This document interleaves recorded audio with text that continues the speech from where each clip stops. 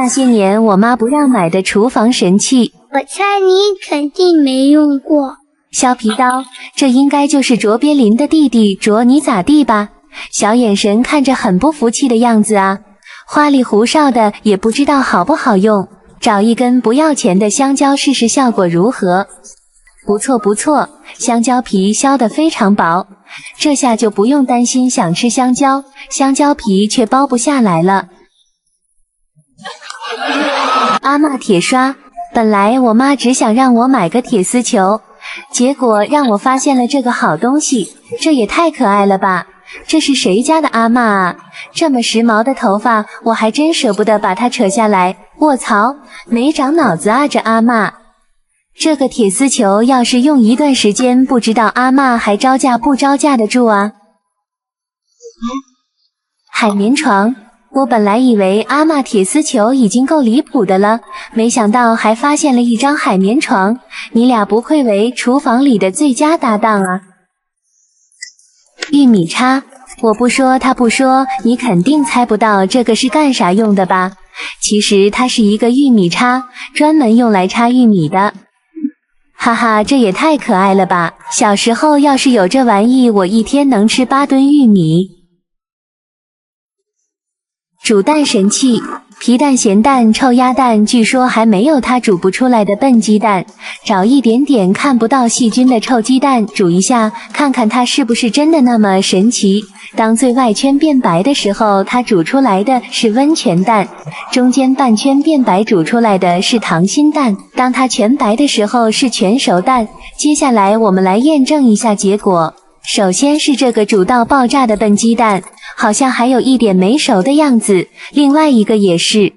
接下来是溏心蛋，还不错的样子。再看一下温泉蛋，感觉太熟了一些，看样子这煮蛋神器有点效果，但不怎么精准。那些年我妈不让买的手工玩意儿，我猜你肯定没玩过。 DIY 水晶胶画，成为世界顶级画家梵高的第一步就从水晶胶画开始。老板说这玩意老好吃了，配了4把彩笔，还有1包跳跳糖。哎，这个好像是塑料材质的，我原本以为它是麦芽糖，所以老板这一堆材料就只有这一小包跳跳糖能吃吗？ Hello。制作胶画的方法很简单，只要把彩笔乱七八糟的往模具上面涂涂改改，撒上一点金粉，再将它晾晒745天，一个不灵不灵的水晶胶画就制作好了。本大师的作品一个卖1个亿，不过分吧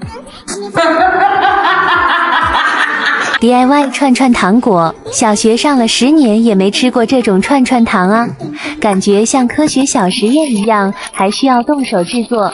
将1号粉包倒入模具中，再加入一点不要钱的矿泉水，用勺子搅拌至一点颗粒杂质都没有。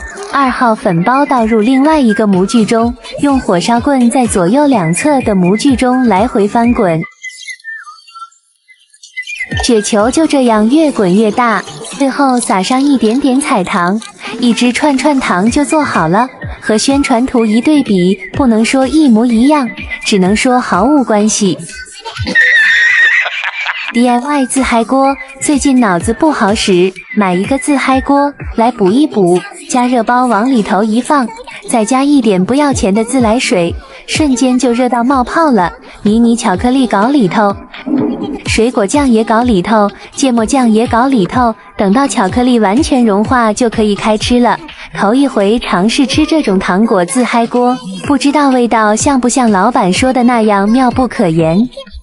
不能说难吃，只能说狗看了都想摇头走狗。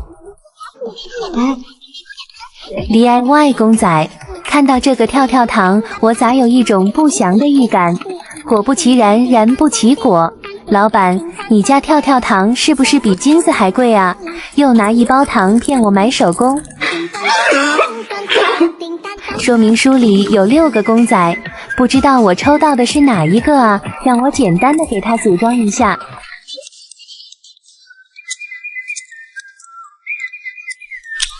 这是啥？犬小呆的弟弟犬到家吗？那些年我妈不让买的小夜灯，真的好用吗？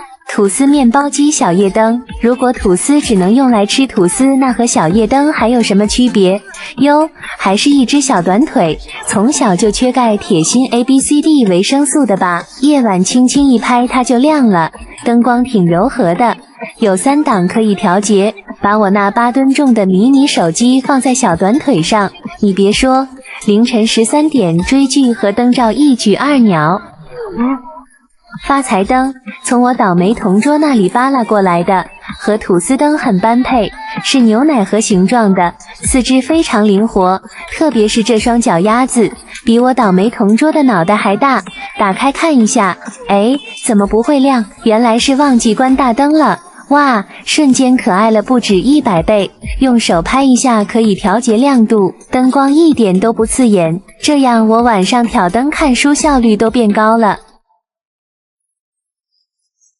小鸭子硅胶拍拍灯，这只小鸭子长得好有福气呀，这肚子至少怀孕800天了吧，肚子捏起来好解压啊，这么可爱，好想丢锅里熬成母鸡汤啊。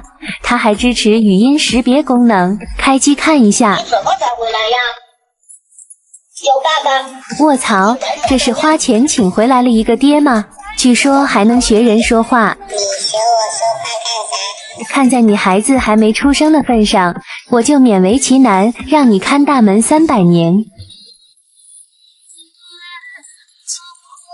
国潮纸雕灯，在网上冲脚浪的时候发现了一款魔道黄鹤楼纸雕灯，这种纸雕灯还是头一回买，需要自己动手 IDY 一下，把卡纸沿着边缘依次打骨折，再给它们贴上一圈不要钱的双面胶，把灯带安装到灯盒的最底部，刻纸按顺序放进盒子里，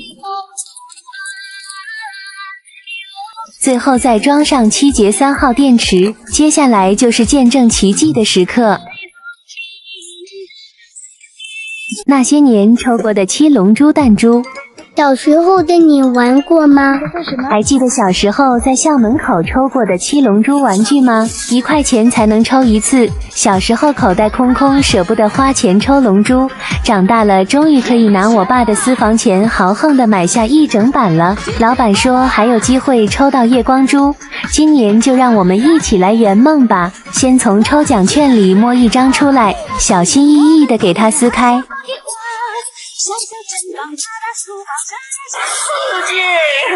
第一个抽到的是62号，会是啥？好像是一颗橙色球，有点小啊。86号又是一颗橙色球。25号不出意外，这应该是一颗夜光珠。